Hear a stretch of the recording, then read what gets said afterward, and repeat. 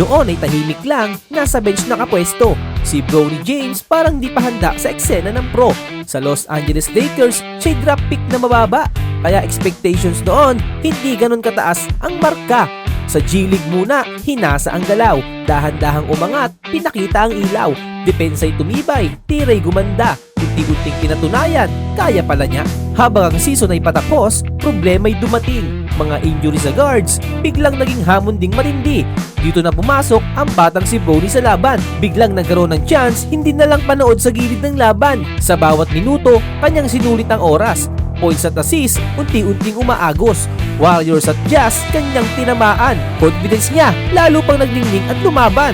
Coach JJ Redick, nagsabi ng malinaw na salita. Tiwala kami sa kanya, handa na siya.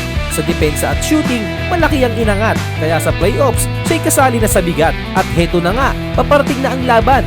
Kalaban ng Houston Rockets sa unang bakbakan. Hindi lang basta laro, may kasaysayang bubuo. Mag-amang sabay sa court, ibang level na kwento. Kasabay ang hari na si LeBron James sa gera, si Bronny ngayon, hindi na lang extra.